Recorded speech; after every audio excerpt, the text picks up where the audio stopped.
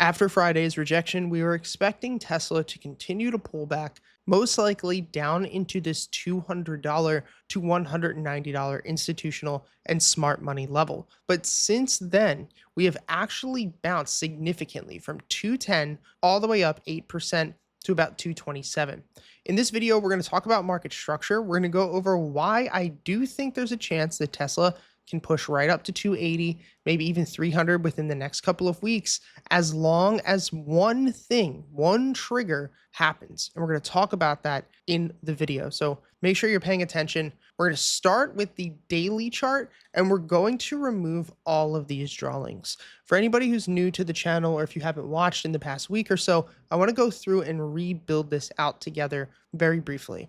Now, the first thing that we talk about here is we have to know what the overall trend is. You can do this by using specific indicators, such as the market bias that you can see here. When it's gray or green, we're in a bullish trend. When it's red, we're in a bearish trend. So if we look at the weekly, which is the macro trend, you can see that we're currently over it and it's gray, which is bullish. Another way that we can tell what the trend is if we take our horizontal ray tool and we mark off all of the lows that have not been taken out yet. So you can see one of these lows is here at 140, the next at 170, the next at 184, and then a more recent low here of about 205. If these lows are making higher and higher lows, then we're in an uptrend. So obviously we're in a bullish trend. Now, the second thing we want to know is what is the current mode? There are three ways that the market is always going to move. There's no other way for the market to do anything, right?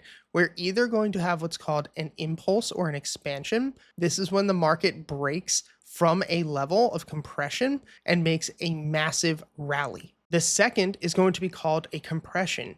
This is when price is sitting sideways within a trend area or a level. From a macro, time frame, this is where all of the big orders are being placed. So when Tesla was trading between 170 and 200 for about a year, that's where big players were accumulating positions. And then once we got this massive explosion and expansion, we had about a 43% run. From there, we have the third mode, which is called a capitulation, and this is when price sells off aggressively. The market's only going to ever move in one of those three modes. If you want to learn more about all of the indicators that you see in this video, as well as the proprietary settings and the step-by-step trading system that I've built, you can take all of our courses completely free with the link in the description. If we go back and we start marking off lows and highs, as you can see, we're starting to make the higher lows that we spoke about before.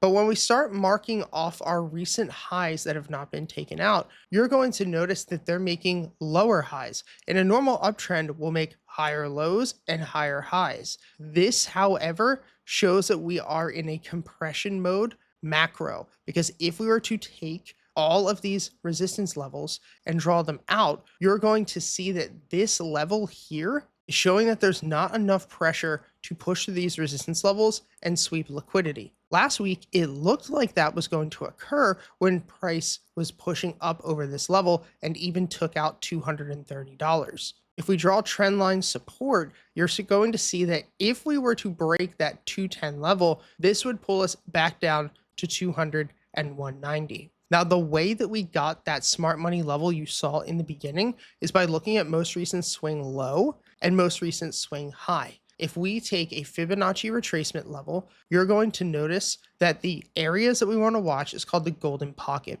This is going to be the 0.618 Fibonacci to the 0.786 Fibonacci. This area is called the institutional buying zone. This is usually when we're going to see big money start to come into the market. Now, the area that we really want to see price pull back into, which does not happen all the time, is called the optimal trade entry or the smart money level. This is going to be the 0.786 to the 0.826. The 0.826 is going to be the absolute lowest the price is going to go within this uptrend. If we pull past that, normally the trend is going to totally reverse. Now, at this point, I'm still holding Tesla calls, those February $230 calls that we bought back here on the 9th. We bought back here on the 5th of September. I'm still holding this position, even though last week when we closed with lower lows on the BX trender, I was saying that I thought Tesla would test maybe 200 to 190 one more time. The reason I'm still in them is because if I'm wrong, my hedge in this scenario is that I don't want to just sit here and watch this rally that we've been predicting for so long just continue to run and I'm not in a position. So I went in right here with about $100,000 worth of calls. The full position that I want here is $200,000. So my plan was to average down with $50,000 more down at 200 and then a final 50,000 down at $190 to build a nice average. Now, if that does not happen and this was the bottom, then at least I have this position in play. And if I really want to average up into the trade, I can. So now, what has to happen this week in order to confirm the fact that we're going to break out back to 260? Well, if we go to the 1 hour chart, you're going to notice that we found this bottom right at $210. So market structure is continuing to hold. If we were to take these support levels, we could go through, mark off each and every single one of these, and you can see that price is continuing to make higher highs. But if we take a Fibonacci retracement from most recent swing high at 234 down to most recent swing low at $210, you're going to notice that the golden pocket area or the institutional selling range is sitting right between 228 and 225.